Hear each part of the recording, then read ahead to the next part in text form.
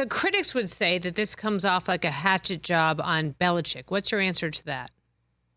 I don't see it that way. What I see is the first 5 episodes were a love letter to the culture that Bill Belichick built there. And I think that, I think part of the reason some people like New Englanders who are, diehard fans, there's a very vocal minority out there that's very loud about this. But you know, I I look at episode 5, for example, when Brady goes out and Matt Castle comes in and Bill still goes 11-5, and people are saying, I'm starting this what Bill Belichick's doing this season is starting to make me doubt the greatness of Tom Brady. I mean, this is a love letter to Bill. Tom Brady's up there saying, I would not be the player I am without Coach Belichick. And I was speaking to another person on the coaching staff very recently, and they said, look, there is no greater thing you can hear from a player about you as a coach than when somebody like Tom Brady says something like that. So I don't agree. I think that part of this is the unvarnished telling of the story. And that means that we're going to cover everything, and it's going to be the good, the bad, and everything in between.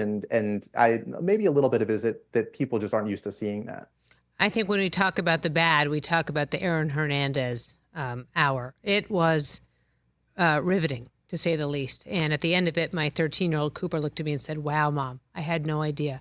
What was it like going in there to tell this story and then just finding out nugget after nugget, the amount of footage that you unearthed, whether it had been, and not giving anything away, whether it had been outside of the club or the double homicides that he was later cleared of or what have you? What was it like for you to tell this side of the story?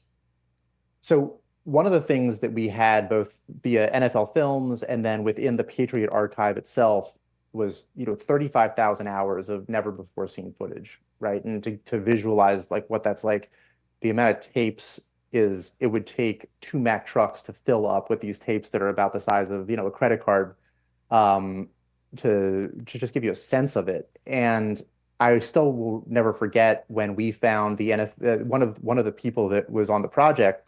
I think it was Paul Williard, found the NFL Rookie Symposium from 2010, which was the year that Aaron Hernandez and Rob Gronkowski and Devin McCourty were all drafted. And Chris Carter, the Hall of Fame wide receiver, is sitting there, and this is to the league's credit that they have things like this where they have people who come in and tell these guys, look, if you think money is going to change you for the good, you're fooling yourself. That's what Chris Carter says. Um and then Aaron Hernandez asked this question. And so it's finding footage like that. But what I will never forget is I was sitting across from Deion Branch, and Deion Branch obviously has an incredible sort of, he was with the Patriots for a while, was Super Bowl MVP, left, then comes back. And we were talking about all the usual things you would talk to Deion Branch about. And then all of a sudden, one of the producers, Vindy Anton, texts me on during the interview, and he says, by the way, I think Deion might know Aaron Hernandez. And when I asked him about that, I said, "Tell me about Aaron." And it's actually what you see when the episode starts. Deion just goes, "We called him Chico, man," and everything about Deion's, like the way he was looking, the way he was holding himself, changed. And in that moment, I sort of realized our entire philosophy the series was, these are the guys that are there, so let's get out of the way and let them tell the story. But that episode in particular, you realize that you have to just step back and say, let these guys talk, let them say what it was like to be there. And part of that was the tragedy of Aaron Hernandez, but the other part of it is you still realize how much all of these people, including Robert Kraft, still care deeply about this guy. And so it was sort of the duality of telling the Aaron Hernandez story. Yeah, hey Matthew, Chris here. I'm also a Patriots fan, so I've been loving this doc.